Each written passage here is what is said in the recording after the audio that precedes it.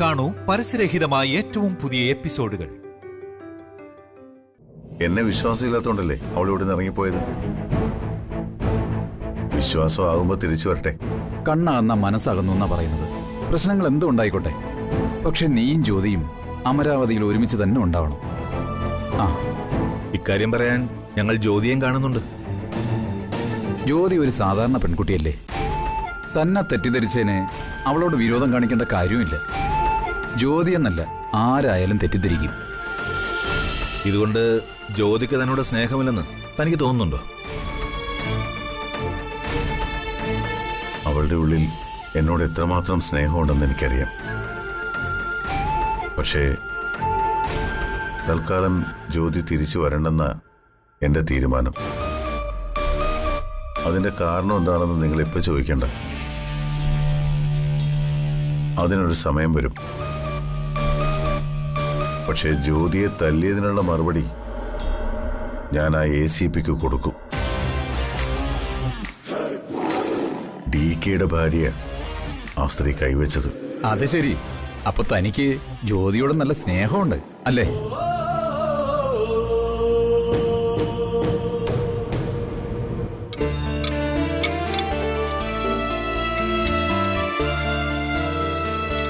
എന്താ ജ്യോതിയുടെ അടുത്ത പ്ലാൻ? നിന്നോടാണ് ചോദിച്ചത് മോളെ, എന്താ നിന്റെ പ്ലാൻ? എത്ര കാലം ഇങ്ങനെ വെറുതെ നിൽക്കും? ഒരു ഡിവോഴ്സ് ആണോ നിന്റെ ഉദ്ദേശം? അങ്ങനെയാണെങ്കിൽ ഇങ്ങനെ ഒരുപാട് കാത്തിരിക്കുന്നതിന്റെ അർത്ഥമില്ല. അതെ, എത്രയും പെട്ടെന്ന് ഡിവോഴ്സിന് കേസ് കൊടുക്കണം. അല്ല, ഇനി വേറെ കല്യാണം കഴിക്കണമെങ്കിൽ അതിനും നമുക്ക് പറ്റിയൊരാളെ കിട്ടണ്ടേ?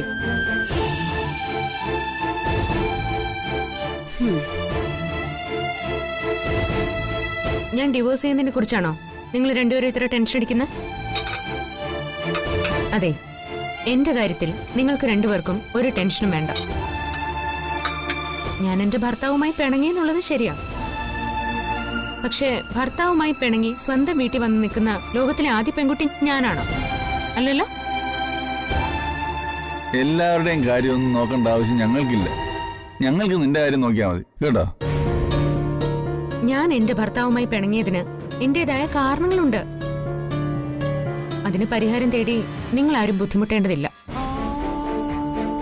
പിന്നെ തിരിച്ചു പോണോ ഡിവോഴ്സ് ചെയ്യണോ എന്നൊക്കെ തീരുമാനിക്കാൻ ഇനിയും സമയമുണ്ടല്ലോ. അച്ഛനും അമ്മയും ഇരിക്കുന്ന കാലമാ മക്കളുടെ നല്ല കാലം. അത് നീ മറക്കരുത്. നീ പെരുവഴിയിലായി പോകുന്നതിന് ഞങ്ങൾക്ക് സങ്കടമുണ്ട്.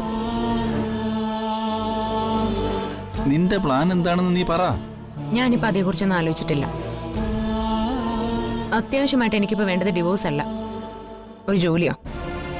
ജോലിയോ? DKയുടെ ഭാര്യ ആയിരുന്നിട്ട് നീ ജോലിക്ക് പോവാനോ? അതിന്റെ നാണക്കേട് ആർക്കാന്നറിയോ നിനക്ക്? ആരുടെ ഭാര്യയായിരിക്കുന്നു എന്നതല്ല മമ്മി, നമ്മൾ എന്ത് ചെയ്യുന്നു എന്നതിലാ കാര്യം.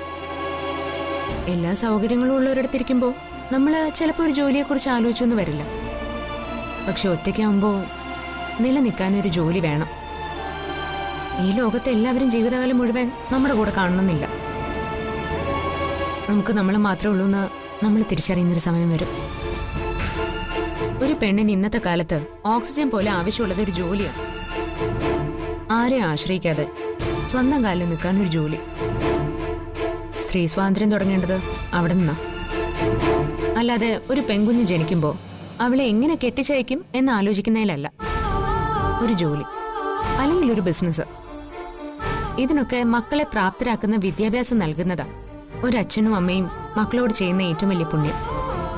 അല്ല, ഞങ്ങൾ നിന്നെ ആവശ്യത്തിന് പഠിപ്പിച്ചിട്ടില്ല എന്ന് നിനക്ക് പരാതി ഉണ്ടല്ലേ? ഓ, എനിക്കൊരു പരാതിയില്ലേ. എനിക്ക് പറ്റുന്നവരെ ഞാൻ പഠിച്ചു. ഫ്രീയെ നിങ്ങൾ പഠിപ്പിച്ചു. ഞാൻ പൊതുവായിട്ടുള്ള കാര്യം പറഞ്ഞതേ ഉള്ളൂ. ഒരു ജോലിയുടെ വില ഞാൻ മനസ്സിലാക്കിയത് ഇപ്പോഴാ. അതുകൊണ്ടങ്ങനെ പറഞ്ഞതേ ഉള്ളൂ. ആരെയും ആശ്രയിക്കാതെ അഭിമാനത്തോടെ സ്വന്തം ജോലി കൊണ്ട് ജീവിക്കാൻ കഴിയണം. അപ്പൊ കല്യാണം കഴിച്ച് കുടുംബം നോക്കുന്ന സ്ത്രീകളെല്ലാം മോശക്കാരാണെന്നാണോ നീ പറഞ്ഞു വരുന്നത്? ഒരിക്കലും അല്ല മമ്മി. സ്വന്തം കുടുംബത്തിൽ ജോലി ചെയ്യുന്ന സ്ത്രീകളെ ബന്ധുക്കൾ ആരെങ്കിലും വിലമതിക്കുന്നുണ്ടോ? എന്തിന്? സ്വന്തം ഭർത്താവ് പോലും അത് അവളുടെ കടമയായിട്ടേ കരുതുള്ളൂ. പുലർച്ചെ എഴുന്നേക്കുന്നത് മുതൽ ഭക്ഷണം പാകം ചെയ്യുന്നതും, മുറ്റം തൂക്കുന്നതും, വീടിനകം വൃത്തിയാക്കുന്നതും, തുണി അലക്കുന്നതും, പാത്രം കഴുകുന്നതും. അതിനിടയില് മക്കളെ പെറ്റും വളർത്തിയും ഇല്ലാണ്ടായി പോകുന്ന സ്ത്രീകളുടെ കാര്യം ഏതെങ്കിലും ഒരു പുരുഷനോ സമൂഹമോ ആലോചിക്കുന്നുണ്ടോ? ഇല്ലല്ലോ. അതന്നെ ഞാൻ പറഞ്ഞു. ജോലിയാണ് പെണ്ണിന് വേണ്ടതെന്ന്. ഒരു വരുമാനമാർഗമൊക്കെ നല്ല തന്നെ. പക്ഷേ എല്ലാം നേടിയതിന് ശേഷം കുടുംബം ഉണ്ടാക്കാന്ന് വിചാരിക്കരുത്. എല്ലാ നല്ല കുടുംബത്തിന്റെയും വിജയം കഷ്ടപ്പാടിലൂടെയും കണ്ണീരിലൂടെയും തന്നെ നേടിയിട്ടുള്ളത്. അതുകൊണ്ട് ജോലി പോലെ തന്നെ പ്രധാനപ്പെട്ടതാണ് കുടുംബവും കുട്ടികളും എല്ലാം. നീ ഒരു ജോലിക്ക് ശ്രമിക്കുന്നതിൽ ഞങ്ങൾക്കൊരു എതിർപ്പുമില്ല. പക്ഷേ സമൂഹത്തിൽ എല്ലാവരാലും ആദരിക്കപ്പെടുന്ന ഒരാളാണ് നിന്റെ ഭർത്താവ്. അയാൾക്ക് നാണക്കേടുണ്ടാക്കരുത്. അത്രേ ഉള്ളൂ. അല്ല, അതിന് നിനക്ക് എന്ത് ജോലി അറിയാം? അതൊക്കെ സാഹചര്യം നമ്മളെ പഠിപ്പിച്ചോളൂ. എന്തായാലും നാളെ മുതൽ ഞാൻ അതിനുവേണ്ടി ശ്രമിക്കാൻ പോവാ. ആദ്യം നീ നിന്റെ ഭർത്താവിനോട് സമ്മതം ചോദിക്കും, എന്നിട്ട് മതി ജോലിക്കുള്ള അന്വേഷണമൊക്കെ. ഓ, അതിന്റെ ആവശ്യമൊന്നുമില്ല.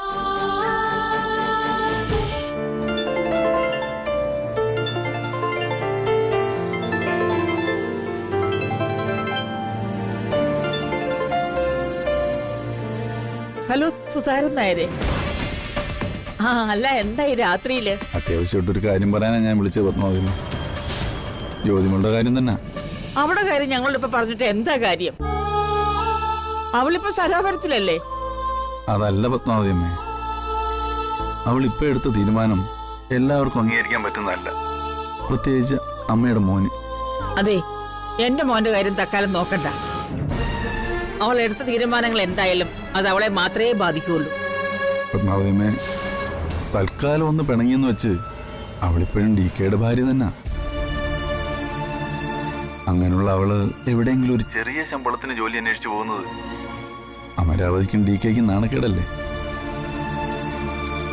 DKയുടെ ഭാര്യ മറ്റൊരു സ്ഥാപനത്തിൽ ജോലിക്ക് പോകുന്നത് ശരിയാണോ?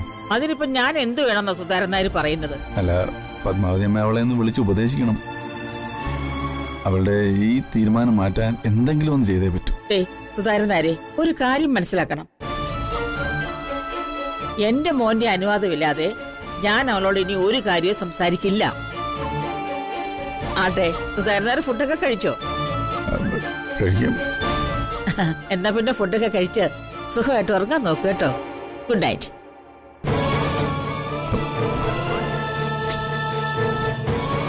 പത്മാവതി അമ്മ എന്തു പറഞ്ഞു? കാര്യങ്ങൾ കൈവിട്ടു പോകുന്ന ലക്ഷണമാണ്. അവള് പിണങ്ങി പോകുന്നത് അവിടെ ആർക്കും ഇഷ്ടപ്പെട്ടിട്ടില്ല. മുമ്പൊക്കെ അവള് പിണങ്ങിയാല് ആദ്യം വിളിക്കുന്നതും വിശേഷം അന്വേഷിക്കുന്നതും പത്മാവതി അമ്മയായിരുന്നു. പക്ഷെ ഇപ്പോ എല്ലാം അവള് തീരുമാനിക്കട്ടെ എന്നുള്ള മറ്റൊരു കാര്യങ്ങൾ. സുധേട്ടാ, ഒരു കാര്യം ഞാൻ പറയാം. എല്ലാം അവളുടെ തീരുമാനത്തിന് വിട്ടുകൊടുക്കരുത്. എത്രയും പെട്ടെന്ന് പ്രശ്നങ്ങൾ പറഞ്ഞു തീർത്ത് അവളെ തിരിച്ചയച്ചേ പറ്റൂ. ഇല്ലെങ്കിൽ അവര് തമ്മിൽ പിരിയുന്ന അവസ്ഥയിലേക്ക് എത്തും.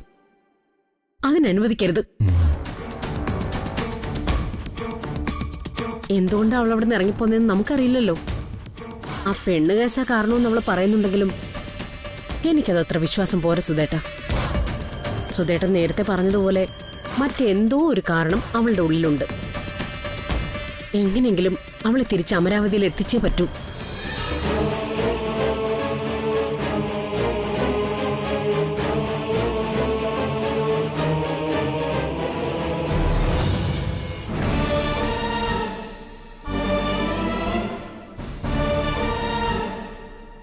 എടാ കണ്ണ, നീ എന്താടാ ഒന്നും പറയാത്തത്? ഞാൻ എന്തു പറയാൻ? നിന്റെ ഭാര്യ വേറൊരു സ്ഥാപനത്തിൽ മാസശമ്പളത്തിന് ജോലി ചെയ്യാൻ പോകുന്നത് നിനക്ക് നാണക്കേടല്ലേ? എന്ത് നാണക്കേട്? ഏതൊരാൾക്കും ജോലി ചെയ്ത് ജീവിക്കാൻ സ്വാതന്ത്ര്യമുണ്ട്. ഏത് ജോലിക്കും അതിൻ്റെതായ അന്തസ്സുണ്ട്. അപ്പോ അവള് ജോലിക്ക് പോട്ടെന്നാണോ നീ പറയുന്നേ? ഇതിൽ എനിക്കൊന്നും പറയാനില്ല. തൽക്കാലം അമ്മ പോയി ഭക്ഷണം എടുത്തു വെക്കേ. എനിക്ക് വല്ലാതെ വിശക്കുന്നു. മൈസൻ, അമ്മ പറയുന്നേ. അമ്മ ഇപ്പൊ ഒന്നും പറയണ്ട. അമ്മ എന്റെ കാര്യം മാത്രം നോക്കിയാൽ മതി. മറ്റുള്ളവരുടെ കാര്യം അവർ നോക്കിക്കോളും. അമ്മ ചെല്ല്. ചെല്ലമ്മേ.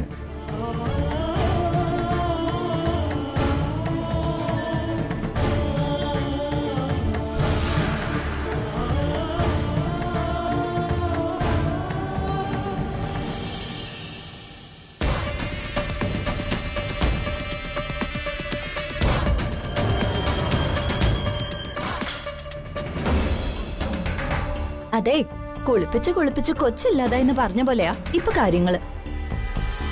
നീ എന്താ പറഞ്ഞു വരുന്നത്? വളച്ചേട്ടത് കാര്യം പ്രധാരിച്ചി. സ്നേഹിച്ച് ഡീക്കൻ ജ്യോതി ഇപ്പൊ 2 വഴിക്കായി. നാളെ ഡിവോഴ്സ് കേസ് എന്നൊക്കെ പറഞ്ഞ് ഇവര് കോടതി കയറിയല്ലേ നമ്മുടെ കാര്യം ഗോവിന്ദ. ഡിവോഴ്സോ? ദേ, ആവശ്യമില്ലാത്ത പറയല്ലേ താരച്ചി. അവരിപ്പോ ചെറുതായിട്ടൊന്ന് പിണങ്ങിയെന്ന് വെച്ച് പറഞ്ഞ് ഡിവോഴ്സ് വരെ എത്തിക്കല്ലേ. നീ എന്താ ഉദ്ദേശിക്കുന്നത്? അത് പറ. ഡിവോഴ്സിന് കേസ് ഉണ്ടായാൽ ഭാവിയിൽ ഈ സ്വത്തിനെല്ലാം തർക്കം ഉണ്ടാവും. അതിനു മുമ്പ് നമുക്ക് ഡീക്കെ തരാന്ന് പറഞ്ഞ പ്രോപ്പർട്ടീസ് ഒക്കെ എഴുതി മേടിക്കണം.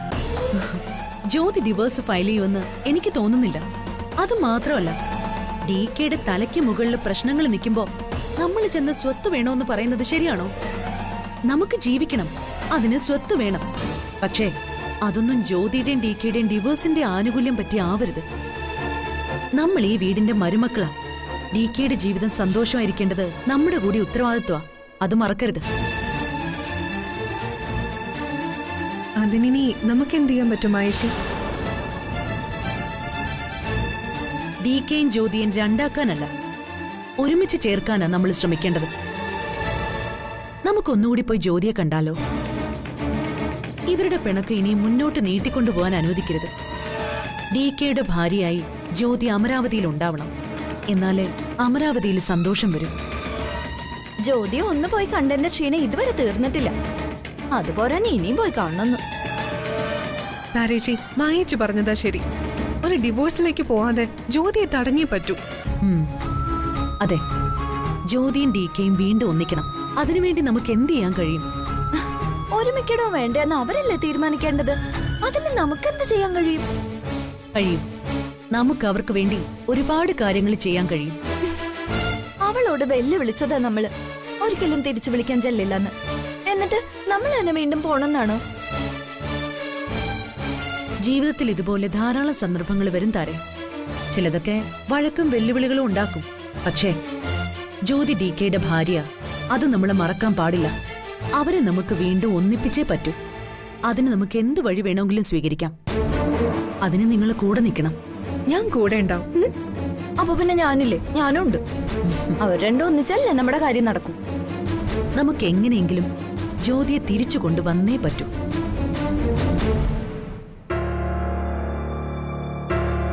സാർ, എനിക്കൊരു കാര്യം പറയാനുണ്ട്. എന്താ, ലീവിന്റെ കാര്യമാണോ? അല്ല സാർ. പിന്നെന്താ? ആ പെണ്ണ് ഈ നാട്ടിൽ തന്നെ ഉണ്ട്. ഏത് പെണ്ണ്? സാറിനെ ചതിയിൽപ്പെടുത്തിയില്ലേ ആ പെണ്ണ്, ഹേമലത. ആര് പറഞ്ഞു ഇക്കാര്യം? ഞാൻ അവളെ കണ്ടു സാർ. ബൈപ്പാസിലോട്ട് തിരിയുന്ന സിഗ്നലിൽ വെച്ചാ ഞാൻ അവരെ കണ്ടത്. ആ മൂർത്തിയും ഹേമലതയും ഒരുമിച്ചുണ്ടായിരുന്നു. ആര്? വിഘ്നേശ്വര മൂർത്തിയോ? അല്ല, പഴയ മൂർത്തി, സാറിന്റെ ശത്രു. പെട്ടെന്ന് അവരുടെ ഭാഗത്തുള്ള സിഗ്നലായി അവർ വണ്ടി എടുത്തുകൊണ്ട് പോയി. പക്ഷേ ഞാൻ ആ കാറിന്റെ നമ്പർ നോട്ട് ചെയ്തിട്ടുണ്ട്. കോവളം റൂട്ടിലേക്ക് അവർ പോയത്. അപ്പോ കളി അങ്ങനെയാണല്ലേ? ഒരു കാര്യം ചെയ്യ്, നീ അവരെ ഒന്ന് കണ്ടുപിടിക്കാൻ പറ്റുമോ നോക്ക്. ബാക്കി എന്ത് വേണമെന്ന് ഞാൻ പറയാം. അത് ശരി, അപ്പൊ അതാണ് കളി. മൂർത്തിയുടെ ട്രാപ്പായിരുന്നു അത്. ഇങ്ങനൊരു ഹണി ട്രാപ്പ് പ്ലാൻ ചെയ്യാനുള്ള ബുദ്ധി മൂർത്തിയുടെ മാത്രം തലയിൽ ഉദിച്ചതാണോ, അതോ മറ്റാരെങ്കിലും ഇതിന്റെ പിന്നിലുണ്ടോ?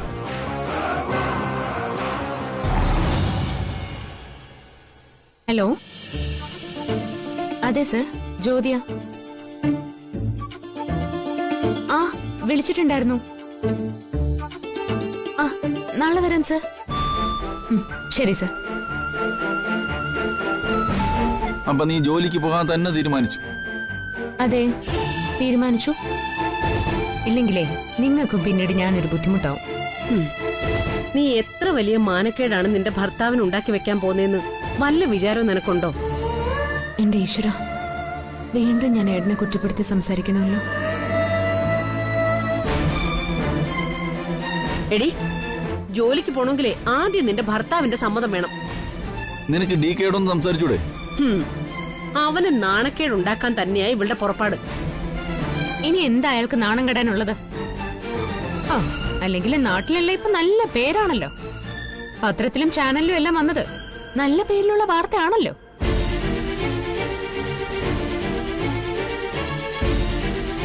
ഏറ്റു ഇനി ഇതി പിടിച്ചു കയറാം. അമരാവതിക്ക് കിട്ടിയ പുതിയ അലങ്കാരമാണല്ലോ പെൺവാണിഭക്കാരൻ എന്ന പേര്. അതിനേക്കാൾ വലിയ നാണക്കേടാണോ ഞാനൊരു ജോലിക്ക് ശ്രമിക്കുന്നത്? മതി, നിർത്ത്. അതൊന്നും ഞങ്ങൾ ആരും വിശ്വസിച്ചിട്ടൊന്നുമില്ല. ഇതുപോലൊരു കാഴ്ച കണ്ടത് മമ്മി ആയിരുന്നെങ്കിലോ? മമ്മി കണ്ടത് വിശ്വസിക്കോ അതോ ഭർത്താവിനെ ന്യായീകരിക്കോ? അത് സഹിക്കോ മമ്മിക്ക്? മറുപടിയില്ല അല്ലേ? അപ്പോ മമ്മിക്ക് അത് സഹിക്കില്ല, ഞാൻ സഹിക്കണം. നിർത്ത്. ഇനി ഒരക്ഷരം വേണ്ടി പോരും. എടി, നിന്റെ ഭർത്താവിനെ ഏറ്റവും നന്നായിട്ട് മനസ്സിലാക്കേണ്ടത് നീ അല്ലാതെ പിന്നെ ആരാ? DKയെ കുറിച്ച് ഞങ്ങൾക്കെല്ലാം നല്ല വിശ്വാസമാണ്. നിങ്ങൾ അങ്ങനെ ആരെയും അത്രയ്ക്ക് അങ്ങ് പോഴത്തെയും വിശ്വസിക്കുകയൊന്നും വേണ്ട. പുറമെ കാണുന്നത് പോലെയല്ല ഉള്ളിൽ പലരും. അതാദ്യം മനസ്സിലാക്കണം. അതിപ്പോ എനിക്ക് നന്നായിട്ട് മനസ്സിലാവുന്നുണ്ട്. DKയുടെ കാര്യമല്ല, നിന്റെ കാര്യമാണ് ഞാൻ പറഞ്ഞത്. എടി, DK പറഞ്ഞിട്ട് പോയത് ശരിയാ. ആരുടെയും മനസ്സ് കാണാനുള്ള കഴിവ് ഇപ്പൊ നിനക്കില്ല. എന്റെ മോളെ കുറിച്ച് എനിക്ക് അഭിമാനം ഉണ്ടായിരുന്നു. എല്ലാവരുടെയും സങ്കടങ്ങളിൽ അലിവും കാരുണ്യവും കാണിക്കുന്നു എന്നുള്ള സന്തോഷവും എനിക്കുണ്ടായിരുന്നു. ഇപ്പൊ നീ വല്ലാതെ മാറിപ്പോയി മോളെ. എടി, നിന്റെ ഭർത്താവിന്റെ ഭാഗത്തെ ന്യായം എന്താണെന്ന് കേൾക്കാൻ പോലും നീ മനസ്സ് കാണിക്കുന്നില്ലല്ലോ. എന്തു കുറ്റം ചെയ്താലും അവരുടെ ഭാഗത്തൊരു ന്യായം പറയാൻ കാണില്ലേ? അതൊന്ന് കേൾക്കാൻ പോലും നീ എന്താ മനസ്സ് കാണിക്കാത്തത്? അവിടെയാണ് എനിക്ക് നിന്നെ സംശയം തോന്നുന്നത്.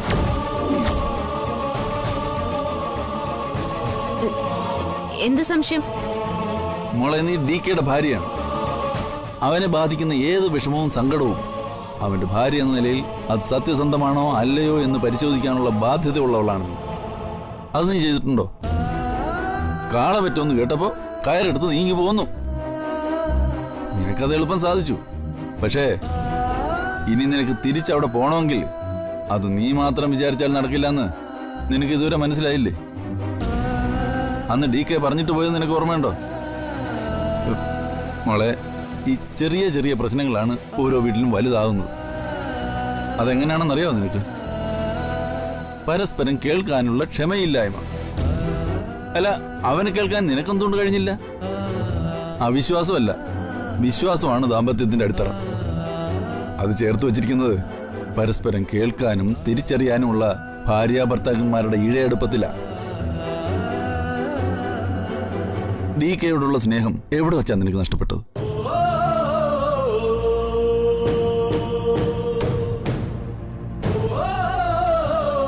നിന്റെ ഭർത്താവിനെ നീ അങ്ങനെ ഒരു സന്ദർഭത്തിൽ കണ്ടു.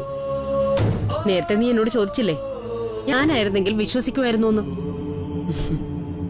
ഞാനും നിന്റെ അച്ഛനും തമ്മിൽ എപ്പോഴും വഴക്കിടും. പറഞ്ഞു വരുമ്പോ ഞാൻ ഇങ്ങരുടെ രണ്ടാം ഭാര്യ. പക്ഷെ ഇന്ന് വരെ എന്ത് കാര്യത്തിനായാലും ഞാൻ എന്റെ ഭർത്താവിനെ മാത്രമേ വിശ്വസിച്ചിട്ടുള്ളൂ. അതങ്ങനെ വെറുതെ കണ്ണടച്ച് വിശ്വസിക്കൊന്നുമല്ല. ഓരോ കാര്യവും കൃത്യമായിട്ട് മനസ്സിലാക്കിയിട്ട് തന്നെയാ. നിന്റെ അച്ഛൻ പറഞ്ഞതാ ശരി. നീ നിന്റെ ഭർത്താവിന് പറയാനുള്ളത് കേട്ടില്ല. അത് തെറ്റായിപ്പോയി മോളെ, വലിയ തെറ്റ്.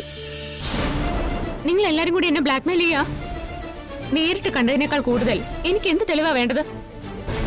നിങ്ങൾ ഇനി എന്തൊക്കെ തന്നെ പറഞ്ഞാലും ആ സ്ത്രീയെ എന്റെ മുന്നിൽ കൊണ്ടുവന്ന് സത്യം തെളിയിക്കാതെ ഞാൻ ഇനി അമരാവതിയിലേക്ക് തിരിച്ചു പോവില്ല. ഒരു ജോലിയല്ലേ, അത് ഞാൻ എങ്ങനെയെങ്കിലും നേടും. എന്നിട്ട് ഒറ്റയ്ക്ക് ജീവിച്ച് കാണിച്ചു കൊടുക്കും. സുധേട്ടാ, ഇവളോട് ഇനി ഒന്നും പറഞ്ഞിട്ട് കാര്യമില്ല. നിങ്ങൾ ഇങ്ങോട്ട് വന്നേ, നടക്ക്.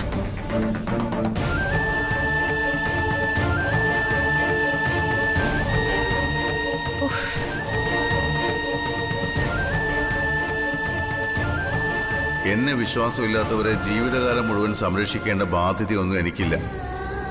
നിന്റെ ഇഷ്ടത്തിന് നീ ഇറങ്ങിപ്പോന്നു. പക്ഷേ നീ ആഗ്രഹിക്കുമ്പോൾ തിരിച്ചു വരാൻ അതൊരു വഴിയമ്പലമല്ല.